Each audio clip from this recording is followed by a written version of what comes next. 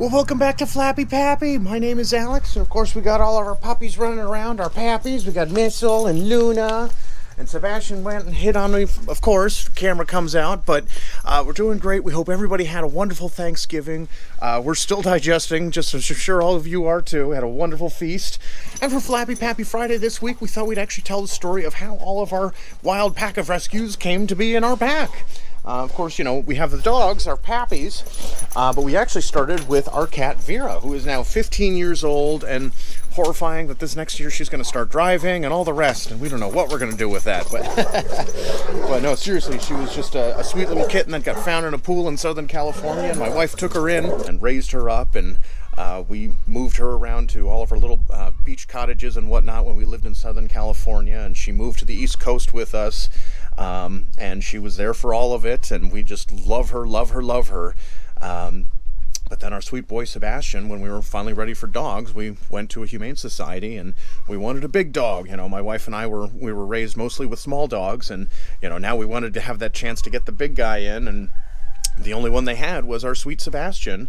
We could see clearly in the photo that there was something wrong with his paw, and unfortunately it turns out that he was just the product of an abusive breeder out in Louisiana for Cane Corso. He came in with a brother and a sister.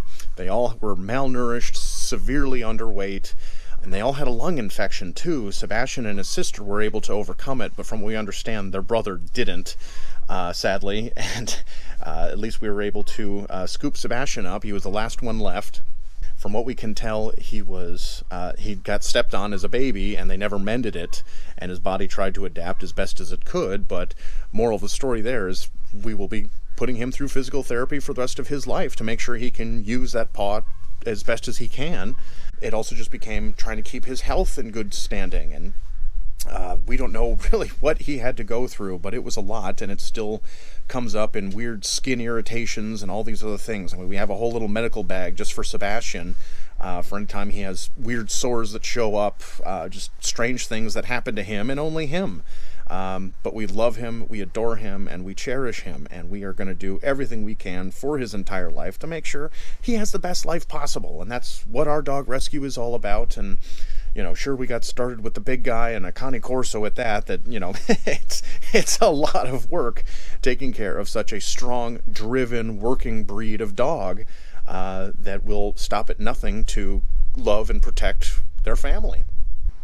So we knew it was time to find Sebastian a new friend. And after a long search, lots of puppies, lots of sweet pappies out there that all needed homes themselves, we did finally stumble across a pappy that came from a farm and was in need of a very specific home.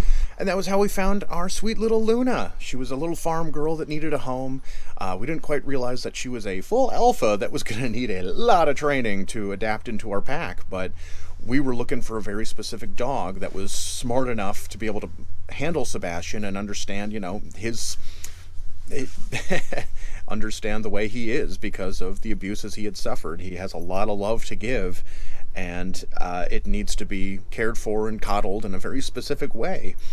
And she turned out to be the absolute perfect blend, because although she instinctively is an alpha, she loves and respects Sebastian in such a way. They were bonded immediately. She came home at 2 months. And, you know, the family was very specific in finding the right home for her, because she, being an alpha, was ultimately going to grow to be a threat to her parents, who they had a very specific job. You know, they were raising horses. They needed to be able to protect those horses, and didn't want to have her parents be in any sort of danger just simply from their own daughter.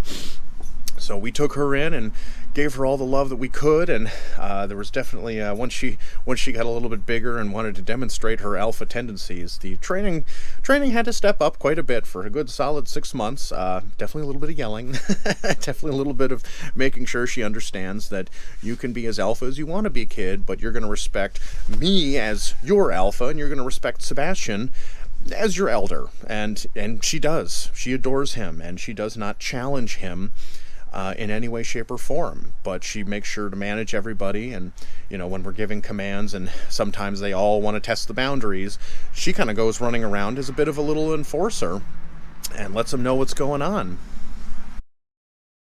And so when it came time Last year we got a call from our veterinarian right after Thanksgiving. Oh, thank you, baby. There was a sweet little puppy that was in overflow in one of the shelters in Kentucky. Hi, sweetie. Oh, yes. And that was Mistletoe, and she was maybe a month old when we took her in. We're not really sure, so we call her birthday November 1st just because we don't really know. And we had our sweet little Mistletoe, and she just needed a whole lot of love. She was a tiny thing. She didn't, and it just worked out perfectly because she just came in just wanting to be loved. And she treated Luna and Sebastian as if they were her parents. And thankfully they accepted the job.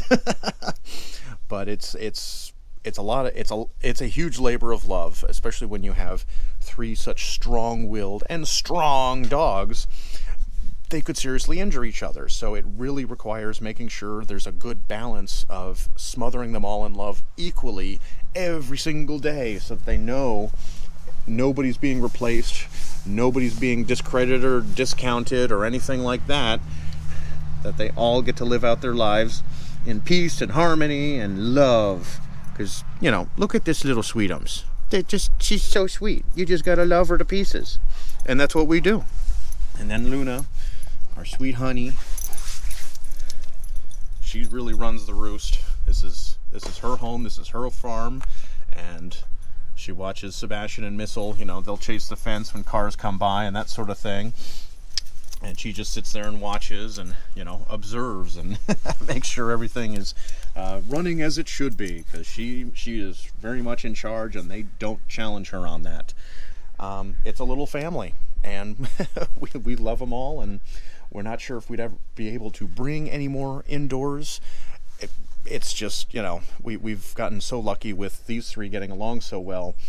And also, me being their pack alpha, they want to fight for making sure they get enough time individually with me every day too. So adding in a 4th may push that to a limit.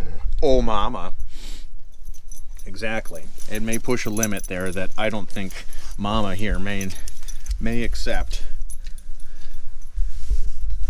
And of course, as being part of a rescue, we don't want anyone getting hurt. So we got to make sure they're all safe and loved and cherished and protected. And that's what we do here. And we just want to share the stories, and not just for, entertainment purposes and laughs, although that's always fun. We just want to share that love and hope that others are able to, if you're able to, rescue animals yourselves and give them all the homes and the lives that they deserve, and in doing so, give yourself the life that you deserve too, because there is nothing more loyal than a dog. I don't think anyone questions that, but it's a love and devotion that I think every person can and should experience, and that way more dogs get to experience it too. So at any rate, thank you very much for watching. We're having such a great time telling these stories, and we'll be back again soon with more.